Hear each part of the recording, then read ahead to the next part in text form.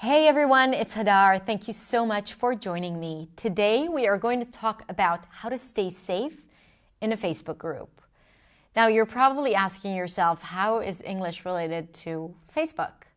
Well, as you may or may not know, on Facebook you can find a ton of awesome groups that are aimed at helping you improve your English, whether it's groups that provide you with learning resources or finding conversation partners or just as a practice platform. I myself have a community on Facebook. It's called the Influency Community, and you're invited to join, of course. But when you join such a group, there are a few things that you need to know, especially if you're a woman.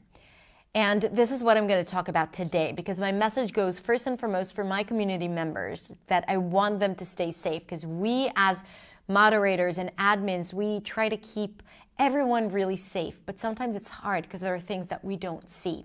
So I want you to know that from our perspective as well, and to know what are the things that you can do to stay safe and feel empowered and feel supported and feel like you're actually making a difference without having to push away negative comments and harassment and everything around it. So I'm going to talk about online safety, but I'm also going to talk about how to use your time on Facebook so you're not sucked into it and you spend hours and hours just like browsing through different posts without getting a lot out of it. And then you think that it's your English practice, but it's not really. So we're going to talk about that at the end.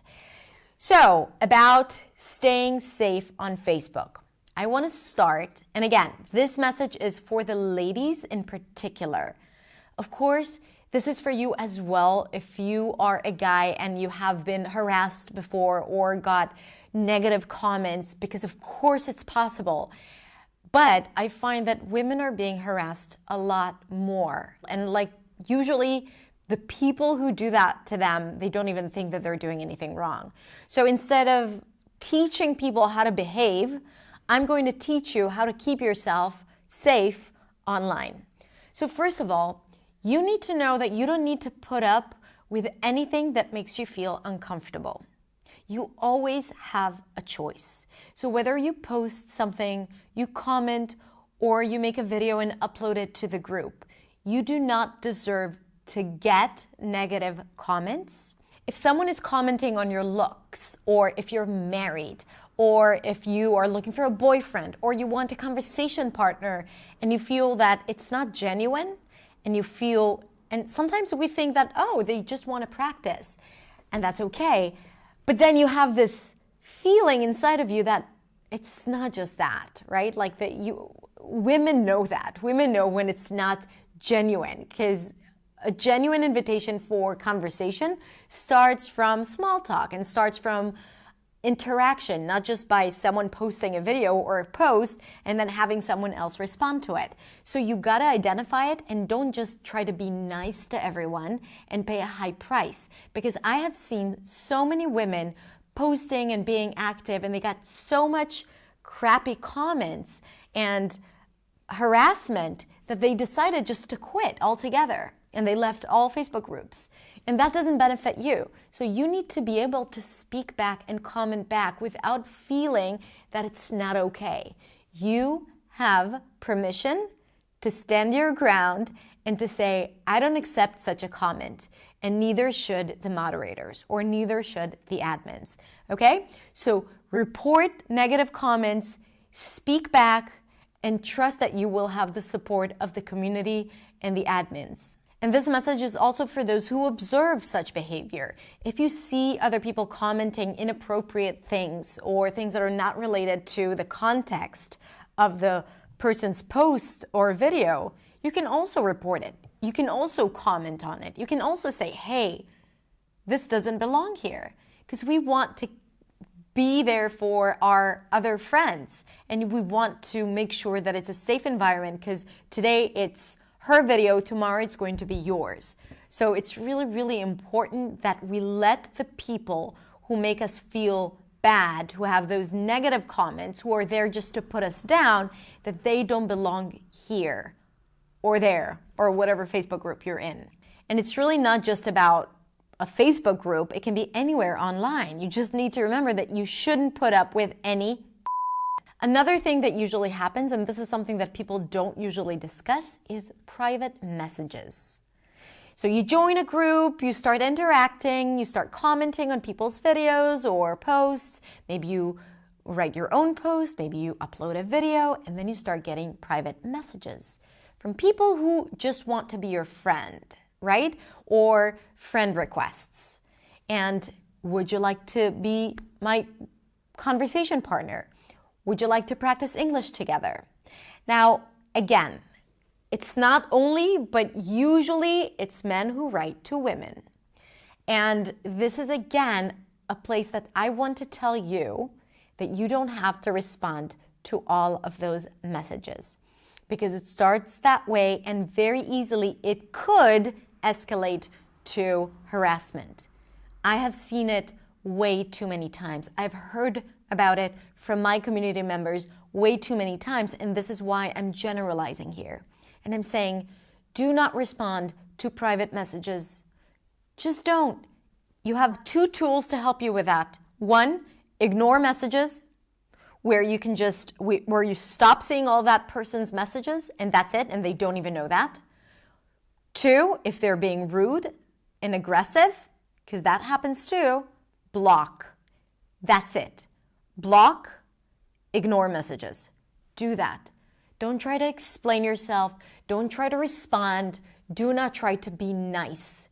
There is no room for being nice when you're being harassed. And you have to understand that consistent, persistent messages without you responding, or you're saying no thank you and you get another request and another request, is harassment. And a lot of times people, women in particular, don't report it and they don't think there is something wrong about it and they just quit. You do not need to lose because of other people's rude behavior or aggressive behavior, okay? And really, I'm speaking from the bottom of my heart because I've seen women no longer engaged in interacting in a group because of that, because of private messages. So this does not need to happen to you. Ignore messages or block that person. And if that person is being rude, aggressive, or they're harassing you, you also need to report him or her, if it's a woman, to the admins of the group, because that person shouldn't be in the group. And if they stay in the group, leave the group. Okay? Now that was about safety on Facebook, but you also need to save your time. So let's talk about that type of safety. And that's for everyone, men and women. Because you have to remember that when you go into those Facebook groups, while they're very, very helpful and a great resource and a great place to meet people, you want to make sure that you are proactive, because it's very, very easy to just get sucked into the social media rabbit hole and just watch other people's content, start feeling bad about your own achievements and your own abilities and your own level of English, and then start comparing yourself to others. And just consume content. And that's passive learning. It's not even learning. It's just social media, right? Don't fool yourself that scrolling down the feed in a Facebook group is helping you learn English, because a lot of times it's not, unless you're proactive, unless you take the content that you get from there and you do something about it, unless you create your own content, you write your own post, you write on people's posts, but you do stuff that are more than just an emoji or great job, something that will challenge you. So you have to challenge yourself, because no one will be there to tell you what to do.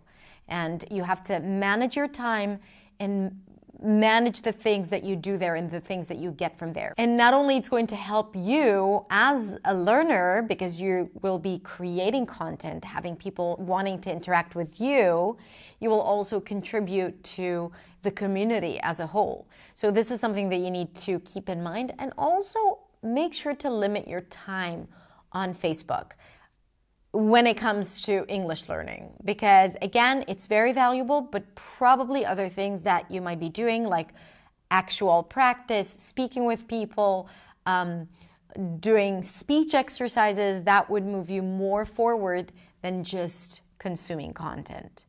Okay?